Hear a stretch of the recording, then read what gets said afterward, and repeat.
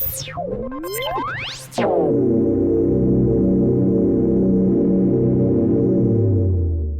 is your weekly report on corruption in the Philippine government.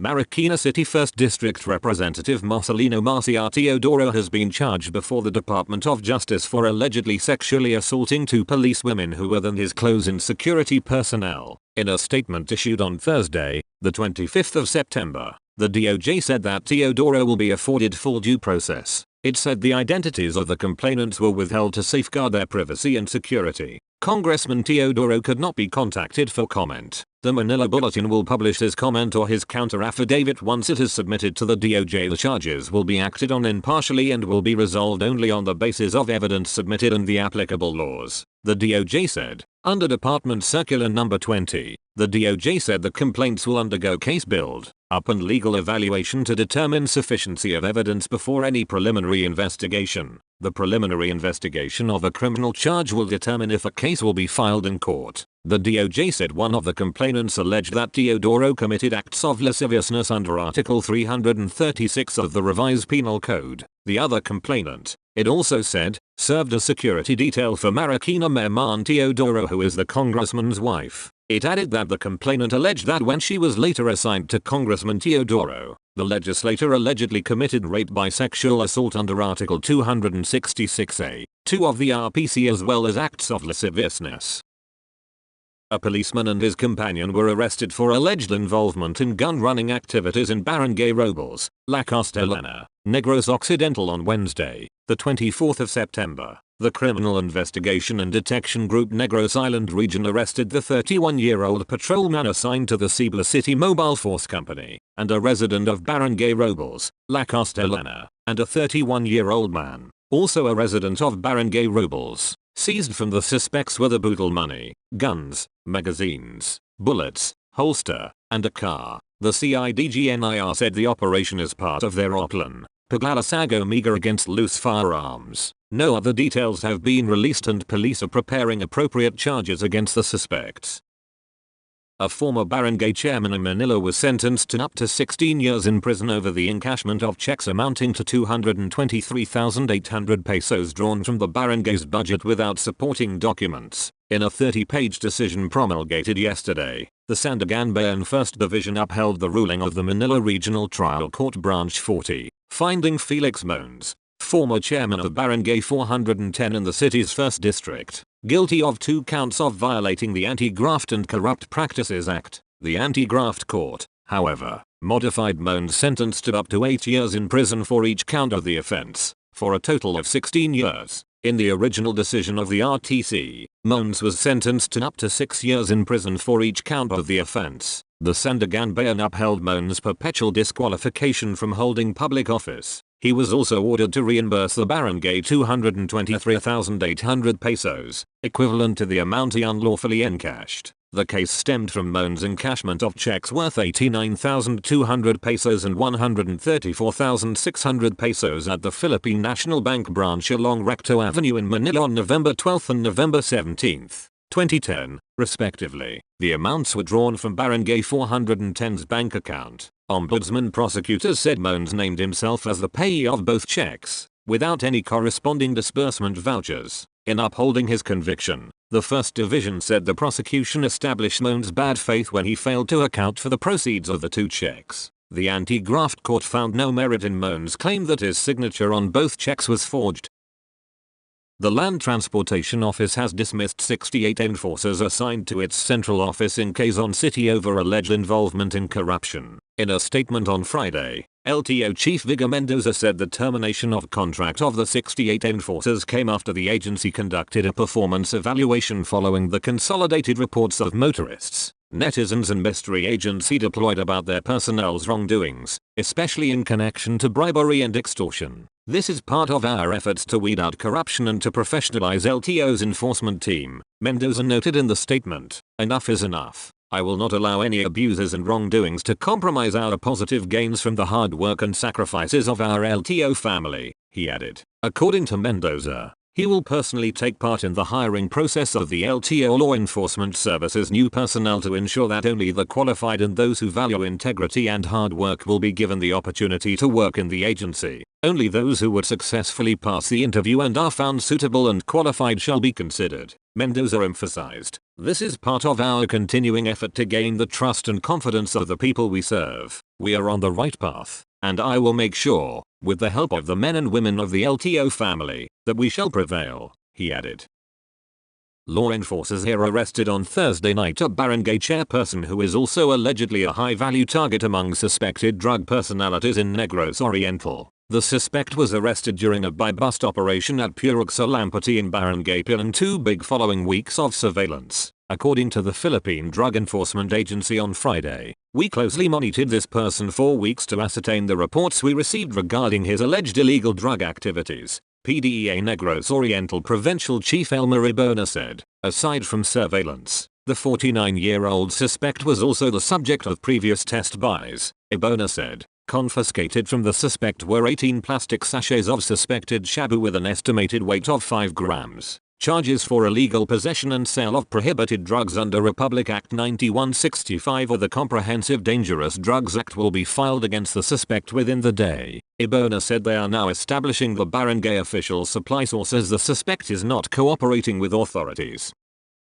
A heritage advocate has filed a complaint with the Office of the Ombudsman for the Visayas against a former regional director of the Department of Public Works and Highways Western Visayas for the alleged illegal demolition of a historic bridge in Negros Occidental. The complaint was filed by heritage advocate Andoni Lanta de Valencia against Neri Bueno for grave abuse of discretion and betrayal of public trust over the unauthorized demolition of the Talive Bridge, which connected Calatrava town to San Carlos City. The Talive Bridge, built in 1933, was a 100-meter steel structure that served as a vital link between the two localities, said Valencia, also the chairperson of the Juan Calatrava movement, a local group dedicated to preserving the cultural and historical landmarks of northern Negros. Bueno, now DPWH Assistant Secretary for Regional Operations in Visayas and Mindanao, has yet to issue a statement on the complaint. As a structure over 50 years old, it was presumed to be an important cultural property under Republic Act No. 166, or the National Cultural Heritage Act of 2009,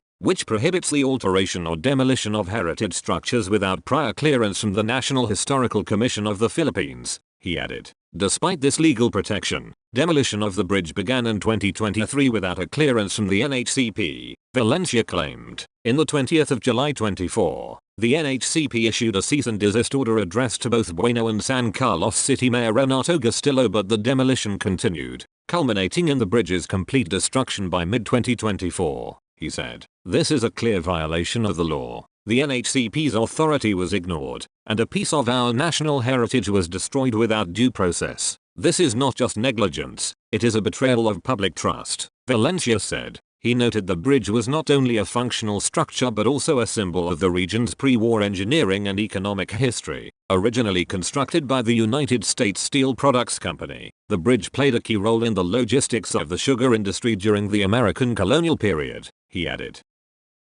A police officer allegedly raped a 14-year-old girl in Janatalan town, Cebu province. Reports reaching the Cebu Provincial Police Office said the alleged abuse happened past midnight on Sunday, the 28th of September. The incident was formally reported to the Janatalan police station past 10 p.m. on the same day. Police said the suspect with a rank of lieutenant could no longer be located when the alleged abuse was reported. The complainant is a grade 9 student. Police said the victim was allegedly brought to a barangay in Janatalan where she was abused. Police Colonel Abubakar Manjalan Jr., CPPO chief, said a manhunt to locate the suspect has been launched. Police Brigadier General Rodrigo Marinan, Police Regional Office Central Visayas chief, ordered the relief of the police officer. Marinan ordered the CPPO Women and Children's Protection Desk to assist the complainant. Manjalan added a lookout bulletin has been issued to all seaports and airports in Cebu to ensure the arrest of the suspect. The CPPO has coordinated with the Internal Affairs Service for the filing of criminal and administrative charges against the suspect. The Cebu Police Provincial Office remains committed to upholding justice, accountability, and integrity. We assure the public that justice will be served,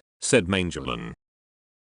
The National Bureau of Investigation on Wednesday said 2 supposed employees of the Bureau of Internal Revenue were arrested over an alleged scheme to solicit a kickback from a corporation. According to NBI Director Jamie Santiago, the two Burr employees tried to solicit a kickback from the taxes they claimed the corporation owed the government. Santiago said the two first presented a letter of authority to assess the corporation they supposedly determined owed the bureau 36 million pesos in taxes. They lowered it to 6 million pesos and later on it suddenly became 800,000 pesos, said Santiago in Filipino during a press conference. But the agreement was that the government would only receive 200,000 pesos, while the remaining 600,000 pesos would go to them, he added. Asked if the BIR has confirmed that the two individuals were really its employees, the NBI agent in charge of the case only said both suspects did not deny that they were officers of the agency. As a matter of fact, the entrapment occurred at the BIR office, the agent said, speaking in Filipino.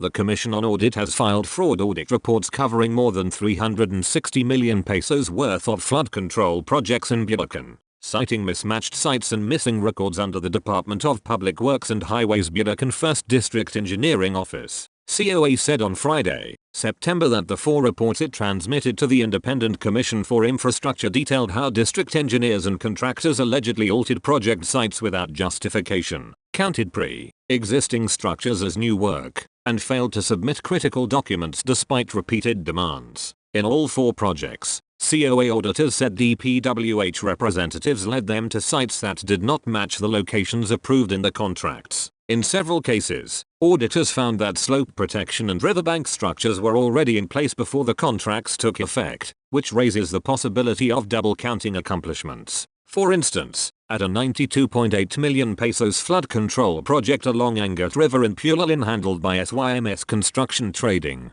COA discovered that a slope protection structure already existed at the approved location prior to the contract's the 25th of February, 2025 effectivity date. This modus raises the possibility of double-counted accomplishments, COA stated in its report. Similarly, at a 98.9 million pesos slope protection project in Boco implemented by a joint venture between Top Notch Catalyst Builders Inc. and Beam Team Developer Specialists Incorporated, satellite imagery showed flood control structures were already present at the approved site as early as the 29th of February, 2024, months before the joint venture received its notice to proceed on the 23rd of April, 2024. This information confirms what was seen on the ground by COA. The accomplishments being attributed to the JV belong to a different project, COA said. Beyond the location mismatches, COA found that structures built at the unauthorized sites failed to meet project specifications outlined in the contracts. DPWH officials consistently failed to provide supporting documents or justifications for relocating the projects, violating COA Circular No. 2009-001 dated the 12th of February, 2009.